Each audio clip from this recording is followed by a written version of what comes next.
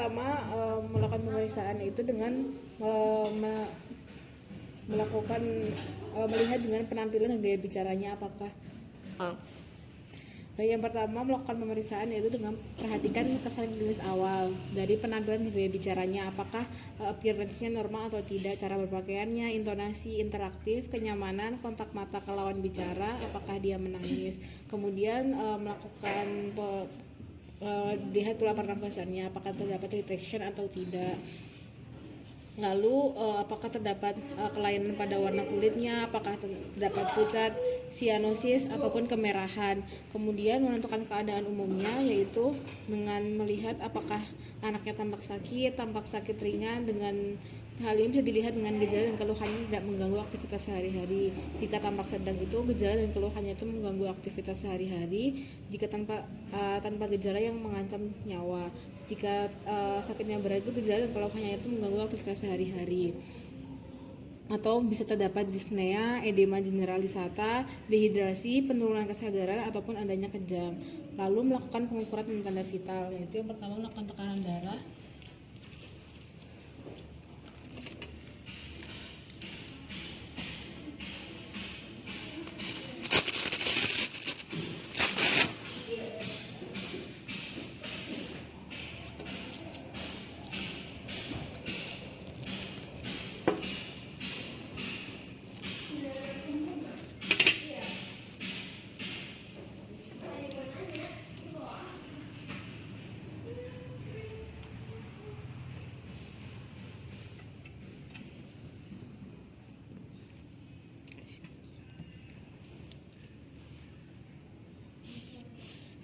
Lalu setelah menentukan tekanan darah, lakukan pulse yaitu dengan menghitung pernafasan, lalu menghitung tekanan nadi, lalu menghitung pernafasan frekuensinya.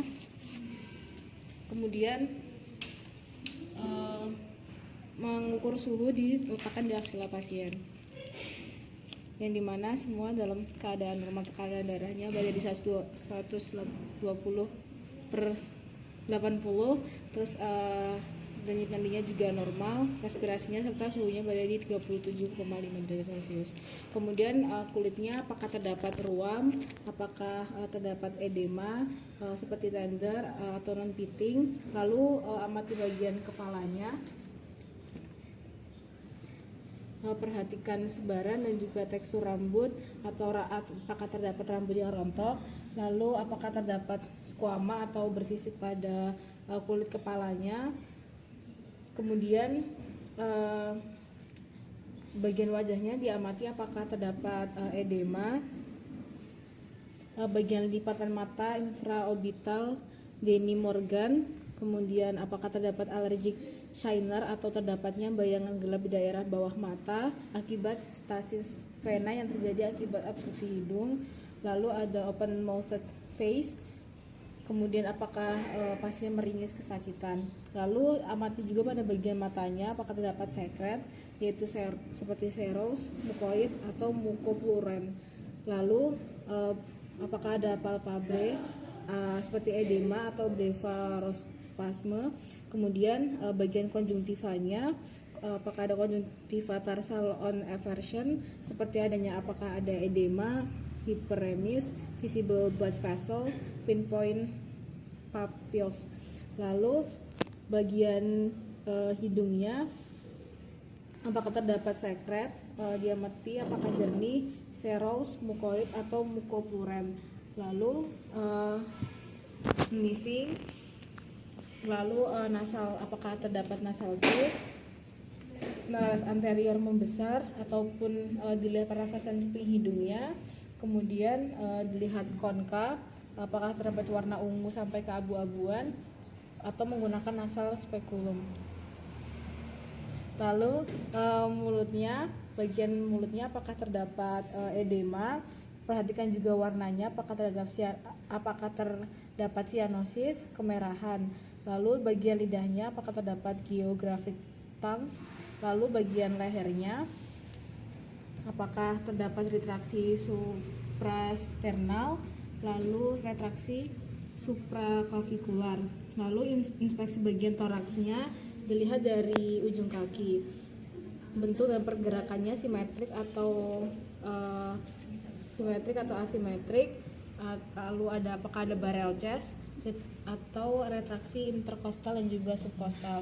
Lalu pada bagian lung atau bagian paru-parunya melakukan auskultasi dengan menggunakan stetoskop.